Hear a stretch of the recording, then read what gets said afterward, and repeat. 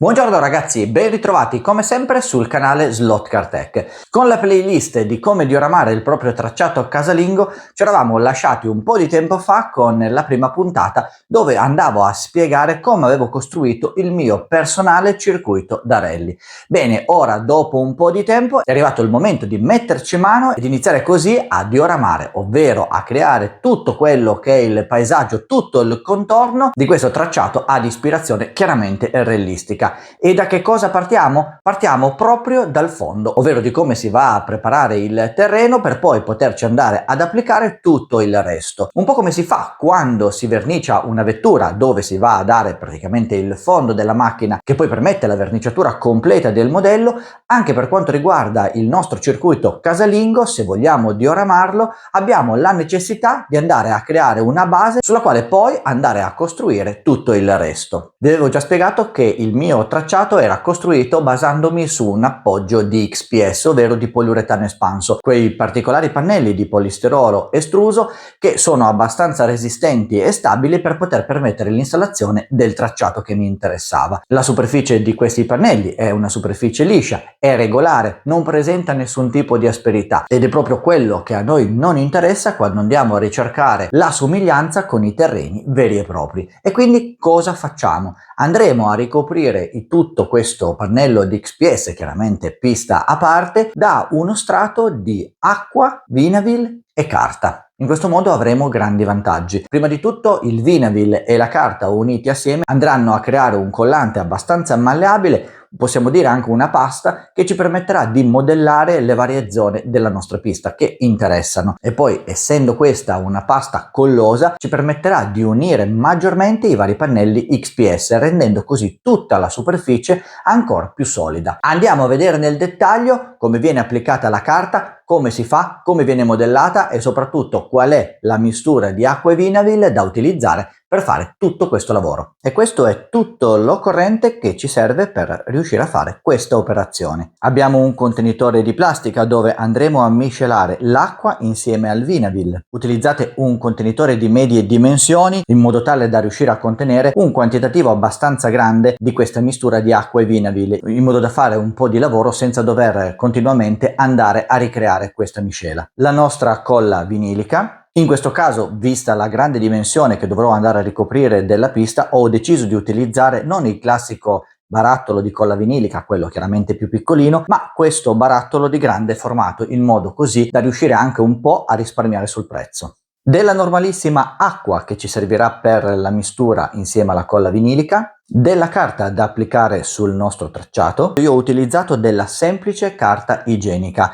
Vi chiederete come mai proprio la carta igienica? Per il semplice fatto che è una carta facilmente modellabile dalla superficie completamente liscia e può essere anche applicata a più strati per andare poi a gestire diverse tipologie di superfici che vedremo in seguito. Preferisco non utilizzare la classica carta dei giornali, delle riviste, perché questa è un po' più rigida e quindi ho un po' più di difficoltà ad andarla a modellare, e nello stesso tempo preferisco non utilizzare la carta di tipo Scottex perché ha una trama corrugata che poi andandosi ad asciugare questa va a risultare evidente quando poi tutta la superficie sarà asciugata e pronta per la verniciatura. Un pennello di medie dimensioni mi servirà per andare ad applicare la mistura di acqua e vinavili insieme alla carta. Un cucchiaio o cucchiaino. Questo mi dà la possibilità di andare a recuperare un po' più facilmente la mia colla vinilica all'interno del barattolo, soprattutto quando questa è un po' di tempo che non la state utilizzando e è già aperta e tende un po' a solidificarsi. Inizio così a miscelare i primi componenti.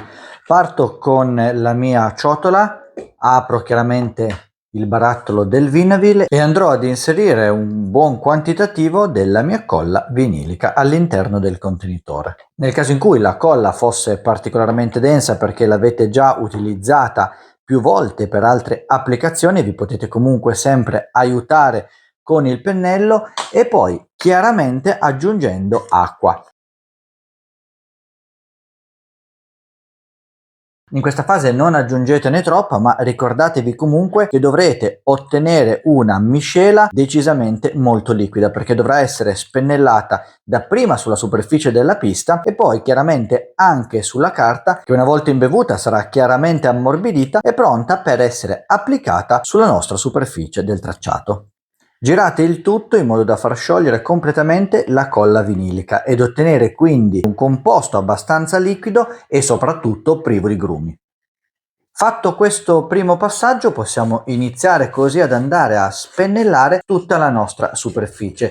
Chiaramente all'inizio avremo un po' di colla che rimane anche attaccata al pennello, non vi preoccupate perché tanto la colla ci servirà per andare a mantenere attaccata e ben salda la carta alla nostra superficie. Fatene sempre un pezzettino per volta, andrete a cospargere un po' di colla sulla superficie. Dopodiché andrete a posizionare in questo modo la vostra carta e poi con delle veloci pennellate, sempre con il pennello imbevuto, andrete così a tamponare la carta che avete appena posizionato. Come vedete la superficie ha già mutato decisamente la sua forma originale, quella che aveva all'inizio prima del posizionamento della carta. Non vi preoccupate neanche se andate a generare queste increspature sulla carta, perché in realtà queste increspature vanno poi a simulare perfettamente quello che è il terreno, perché ricordatevi che in natura niente è costruito alla perfezione, anzi tutto quello che risulta essere irregolare è sicuramente migliore sotto l'aspetto grafico e soprattutto modellistico.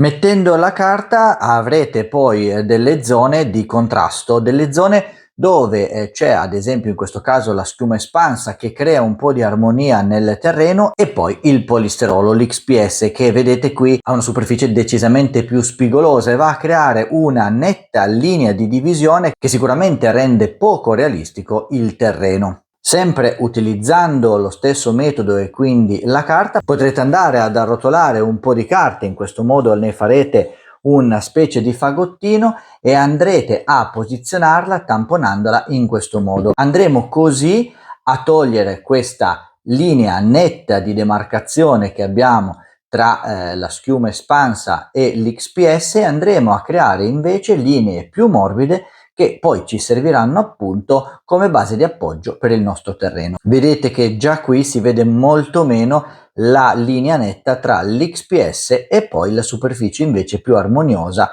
della schiuma espansa. Proviamo ad esempio in questo punto dove le due linee sono veramente molto marcate. Procedo quindi con la stesura del mio primo foglio di carta in modo da creare una prima superficie di appoggio.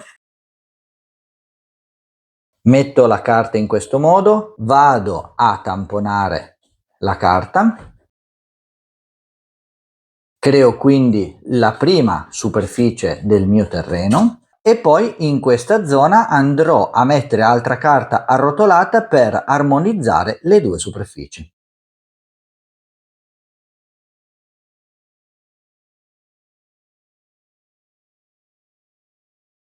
Vedete come già sta prendendo forma. Posso chiaramente aggiungere quanta più carta desidero in base al risultato che voglio ottenere, in base a quello che poi sarà anche la resa visiva del progetto. Avete visto, in questo caso io ne ho aggiunta veramente tante in questo punto, proprio per farvi vedere quello che succede. E come notiamo ora non c'è più questa netta divisione che c'era prima. Una volta che la carta si asciugherà, questa parte sarà completamente solidale con la parte di XPS.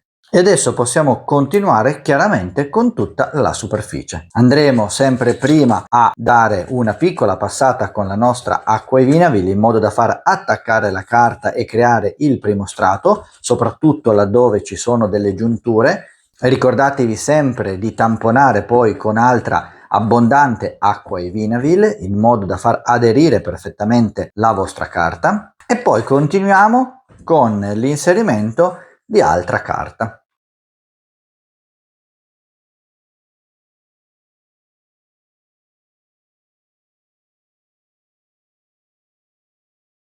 Nel caso poi ci siano delle zone, come ad esempio in questo caso, particolarmente scavate perché magari con il cutter siamo andati giù un po' troppo pesanti, è sempre possibile anche in questo caso andarle a riempire utilizzando la stessa tecnica, quindi andremo a creare una superficie di carta un po' più spesso, un po' più grossa, in modo da andare ad armonizzare anche queste superfici che avevamo tagliato in precedenza. Possiamo sempre andare ad appallottolare la nostra carta in questo modo e poi andarla ad applicare sulla nostra superficie.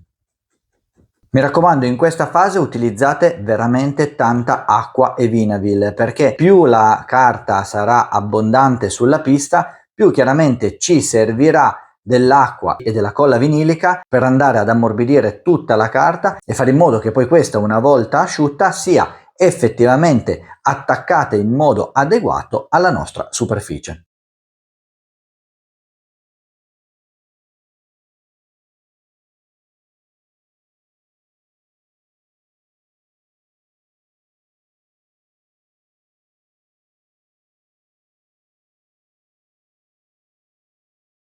Nei punti poi di giunzione tra il terreno e la pista potete anche non finire subito completamente il vostro progetto e magari aspettare che si asciughi un po' questa prima parte di cartapesta che andate ad inserire, ad appoggiare sul tracciato della vostra pista, sulla parte di terreno del tracciato, per poi andarla a rifinire in un secondo momento. Io ad esempio in questo punto preciso voglio andare ad inserire un guardrail e quindi dovrò andare a creare una zona di terra o di roccia che mi permetta di andare ad ospitare i paletti che andranno poi a sorreggere il rail stesso. In questo caso non posso chiaramente fare tutto subito perché il peso della carta imbevuta di acqua e Vinavil chiaramente non reggerebbe, finirebbe per staccarsi e magari finire in un punto che non mi interessa, per cui preferisco aspettare, creare la base e poi andare successivamente a rifinire alcune zone. Intanto ci saranno poi altre operazioni da fare per andare a sistemare e rifinire poi tutto il nostro progetto.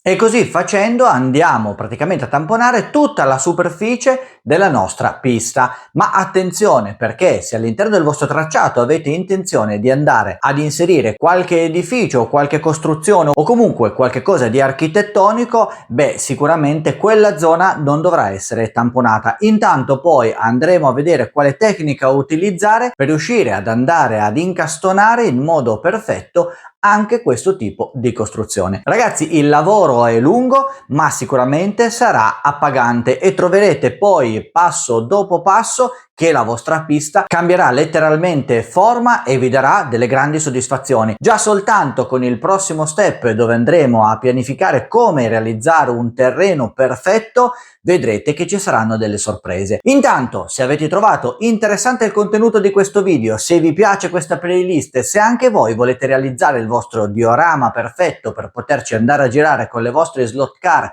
comodamente a casa vostra, mettete un like al video, mi raccomando commentate anche con le vostre esperienze personali in modo da dare magari qualche consiglio anche a me, perché no, e come sempre io vi saluto e vi do appuntamento sempre qui sul canale Slot Car Tech per il prossimo video.